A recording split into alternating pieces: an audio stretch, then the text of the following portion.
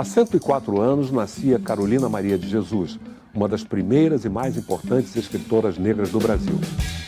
Conhecida por seu livro Quarto de Despejo, Diário de uma Favelada, publicado em 1960, viveu o céu e o inferno desde a sua infância pobre, na cidade de Sacramento, em Minas Gerais, até a favela do Canindé, em São Paulo, onde se instalou, alcançando a ascensão e o declínio no mercado editorial. Para contar a sua história, hoje receberemos em nosso estúdio o jornalista, crítico literário, escritor e pesquisador Tom Farias, que lançou recentemente o livro Carolina, uma biografia, publicado pela editora Malê. Em nosso vídeo de abertura, Tom é entrevistado no Rio Grande do Sul pela jornalista Fernanda Carvalho para a TV Nação Preta. Sejam bem-vindos ao Cultine na TV.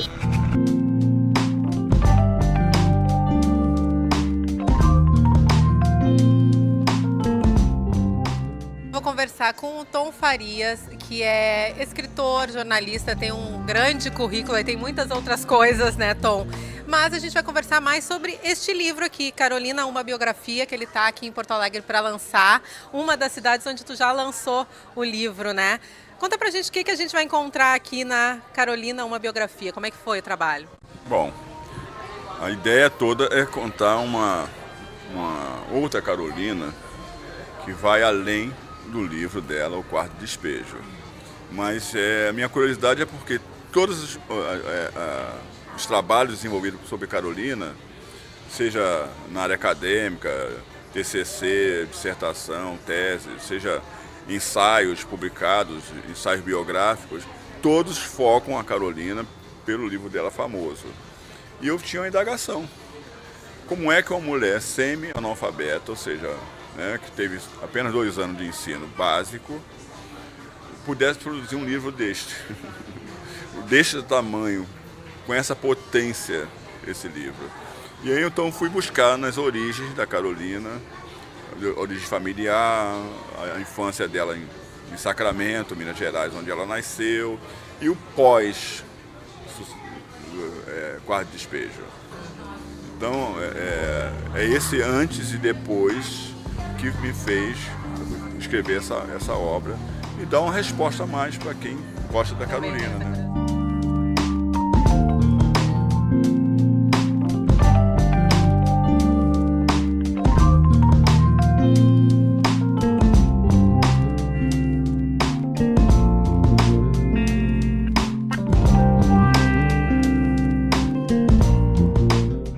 O nosso convidado de hoje escreve críticas literárias e resenhas sobre livros e autores.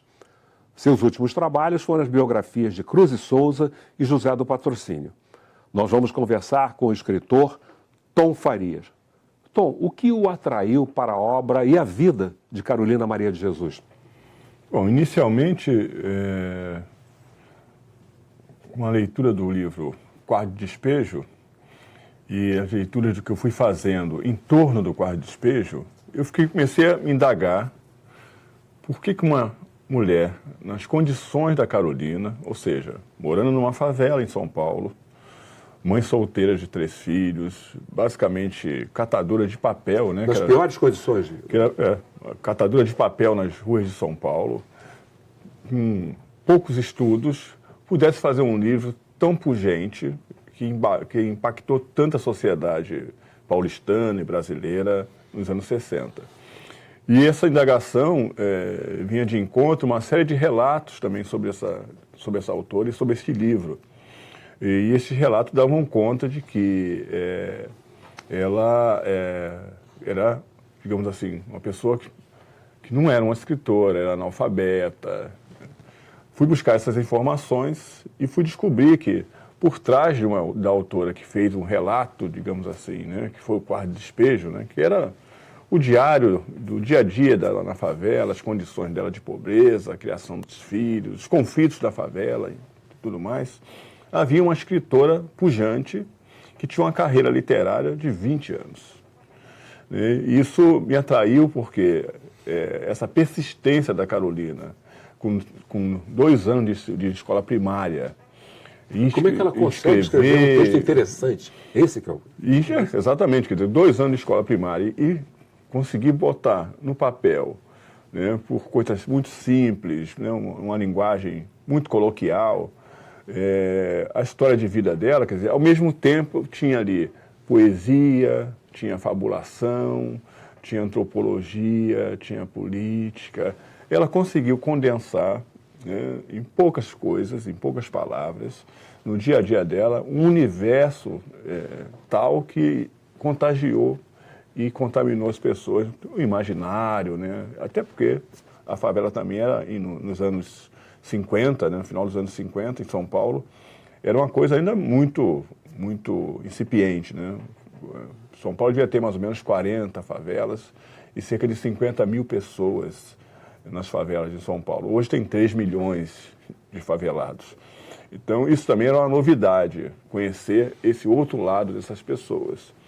E também porque a Carolina ela tem um grande boom, né, nos anos 60, com a publicação em 60 do Quarto de Despejo. Ela fica na lista dos mais vendidos até janeiro de 61, ou seja, de agosto a janeiro de 61. Chega a vender no Brasil 2.000 livros por dia, entra num período de alta promoção. Aquela mulher suja, maltrapilha, que andava descalça na rua, com um saco de lixo nas costas, passa a frequentar os melhores salões de São Paulo, a sociedade de São Paulo, passa a consumir também como essa sociedade, né? Ou seja, em termos de vestimento, a vaidade dela se aflora e tudo mais, e chega um período que ela declina de uma maneira extraordinária, né? E vai morrer, não na pobreza, mas vai morrer numa situação completamente difícil, crítica da vida Quase que dela. um retorno, então. Eu não diria um retorno, mas era uma mulher que vivia numa favela, num barraco de 3 metros quadrados, com 3 filhos, e que consegue a ascensão para ir para uma casa, que ela chamava Casa de Alvenaria, né, que custou 1,5 milhão de cruzeiros na época, que era uma verdadeira fortuna. Isso eu posso dizer o seguinte: 1 quilo de papel no final dos anos 50 custava 1 cruzeiro. Para Carolina comprar um pão, que seria hoje uma bisnaga aqui para nós, ela pagava 12 cruzeiros. E nem sempre ela tinha 12 cruzeiros para poder comprar o pão, que era a grande luta dela, da fome, o quarto despejo. Sobrevivência. O quarto despejo é isto, né? O relato da sobrevivência dela. Quando não comia, quando comia, o que fazia para comer, as dificuldades dela toda. Então essa mulher, ela tem um salto de qualidade de vida extraordinário. Tanto que ela escreve um outro livro, que chamaria Casa de Alvenaria, Diário de uma Ex-Favelada. E esse livro é exatamente a impressão dela dessa sociedade que a recebeu. Mas não teve o mesmo sucesso. Não teve o mesmo sucesso. Quer dizer, o Quarto Despejo, no dia do lançamento, vendeu por volta de 700 livros no lançamento. Bateu todos os recordes de vendas, né? E em 4 dias a 5 dias vendeu 10 mil exemplares. Em 4 dias, em 4 meses já estava na casa dos 50 mil exemplares, em 4 meses. Então, isso surpreendeu também muito a sociedade da época, né? A Carolina virou uma coqueluche. Um fenômeno, um best-seller, uma coqueluche, que ela saía na imprensa, ou seja, na TV, jornal e rádio, todos os dias. E imaginar uma TV com 10 anos, né, de existência, que era nos anos 60, TV nos anos 50. Então, esta mulher que foi me fascinando. O impacto disso tudo na cabeça dela, né? Foi extraordinário, né? Porque eu comparo, às vezes, muito com os jogadores de futebol, né? Os jogadores ficam ricos e muito despreparados para a riqueza deles, né? Carolina, de repente, ela deu um salto da pobreza, quer dizer, onde ela não tinha condições de comer direito com os filhos, para um mundo de fartura, para um mundo completamente de acesso a tudo, né? Então, eu imagino na cabeça de uma pessoa que viveu a maior parte da sua vida, né, desde Sacramento, onde ela nasceu em 1914, né, até o glamour aos 40 e poucos anos de vida. Quer dizer, imagino como isso explodiu na cabeça dela. E eu fui atrás dessas indagações, porque tudo que eu li sobre a Carolina Mas eu li mais ou menos uns 200 textos sobre Carolina, entre livros, artigos, teses, dissertações, enfim, sobre ela. Todos eles só falam em quarto de despejo. Dão algumas pinceladas sobre o nascimento dela, o período pós-quarto de despejo. E aí eu fui atrás de uma raiz da Carolina. E aí cheguei ao século XVIII, né? Aí em Minas Gerais, com a escravidão em Minas Gerais, alguns quilombos, como o quilombo do Ambrósio, aquela região do Rio das Velhas ali.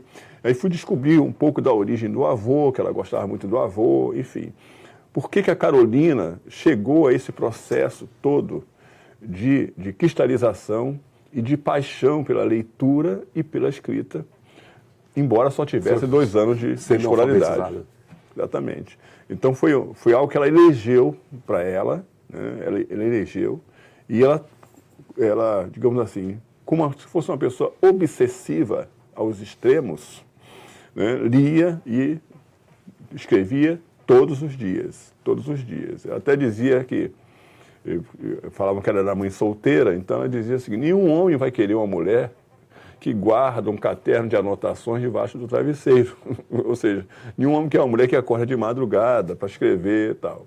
Então, porque ela já sabia a realidade das mulheres em torno dela na favela do Canindé. Naquela época ainda. E naquela época ainda, né? Então, quer dizer, essa busca das raízes da Carolina me fez compreender um pouco, né, desse processo dela, dessa oportunidade que ela soube trazer para si, uma família completamente de membros, todos analfabetos, ou seja, sem acesso à escola. Carolina, quando aprendeu a ler, por exemplo, ela não tinha livro em casa. E ela ficou agoniada porque ela queria ler e não tinha livro em casa. Então, o primeiro livro que ela conseguiu de uma vizinha foi A Escrava Isaura, que ela leu, releu, né, de diversas maneiras.